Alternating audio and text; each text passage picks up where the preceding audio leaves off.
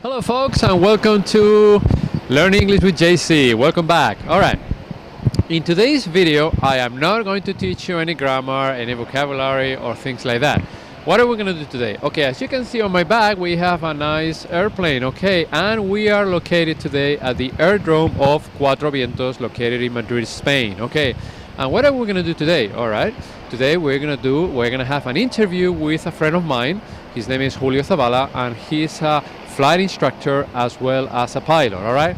So stay tuned because he has a lot of wonderful things to tell us about the aeronautical industry here in Spain as well as his experience, all right? So once again, stay tuned, okay? Thank you. We'll be back. AJC.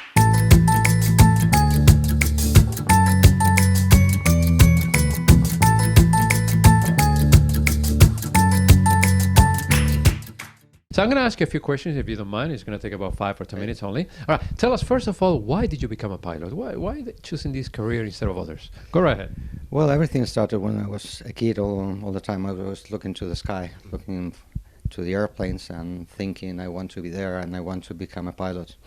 And that dream didn't went away. On the contrary, it increased with time. So I wanted to be a pilot when I was in my 80s or 20s, but it couldn't be. So I had to wait until I was 31. Everything rounded up in order to become a pilot, especially for the financial parts. So when I was 31, I started my career till now. So you've been a pilot for quite a few years now. Yeah, quite a few years. Yeah. Right. What is the most thing that you like about being a pilot? The most fantastic thing I like from being a pilot is a part of the views that they are awesome, incredible. We see the world like no one can see it, only the birds. Sure. Is that every day is different, it's completely different. And a new day, a new flight is a new challenge. So it is completely different, and the landscape, the view that you see every day is different. So apart from that incredible sensation that it is when you take off, the touching from the earth and from the ground problems, everything is only flying and flying. The view and the challenge of every different flight with its characteristics, the environment, the weather, the students, makes a unique experience. Yeah, I know what you mean. I've been there, so I can testify to that. All right. I also understand you have a flying school, all right? It's called Fly&Fun. Tell us a little bit about that. Yeah, Fly&Fun started in 2011. I wanted to create a new type of school, different in the means for the training which we had. This glass cockpit that eases the way for the new pilots to the glass cockpit most modern airliners have. So when they start training with this, the day they reach the airliner, it's almost the same what they find in the cockpit. So they're quite expensive, I take it. Yeah, it is quite expensive, but it's worth it. So apart from the means, that is this latest technology and latest means, we try to train with safety and the most professional training you can get for PPL. So it is very important for us that they have very good foundations. Foundations are fundamental in order to have a safe career in aviation. So it's important that the foundations, that is the PPL, it is good. So knowing you, I know that you guys do an excellent job. All right. So what kind of airplanes do you have right now at this school?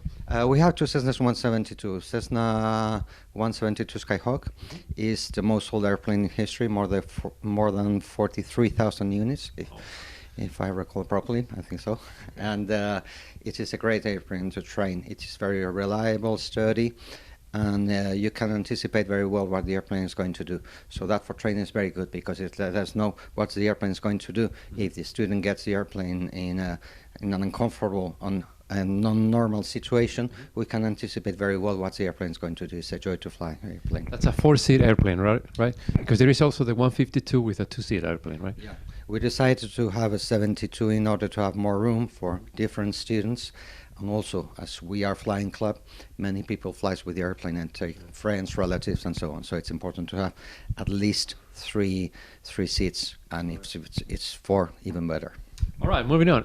Can you tell us any personal anecdotes that you can share with us, either here at school or in your professional life? Well, lots of them, but most of them, one of the things most I remember is the first day I flew solo. It was an awesome experience, the sensation of being there alone without the flight instructor. If you had a problem, you had to solve it by yourself. So, well, it's an amazing and at the same time thrilling experience. Scary too, probably. Bit scary, but everything went fine, so it didn't get to the point to be scary. But it's a bit, well, it's a mix of sensations, and well, with my students, lots of anecdotes and things to remember.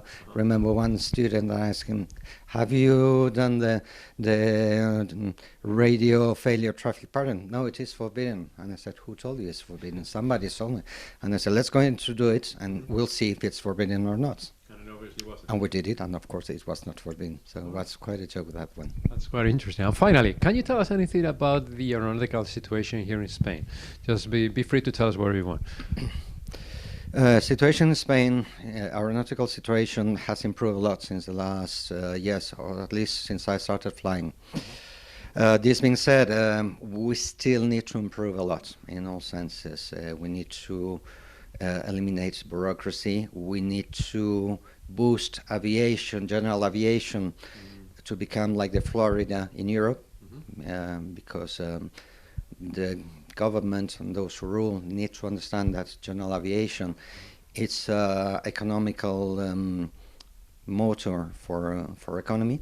So it's very important to boost aviation as a way to improve the wealth of the finances of the country. So that's it's difficult to understand for them, but this being said, we have improved a lot. Many people's now training because there's again a demand for pilots. We passed the worst years, that was from 2001 till 2008 or so.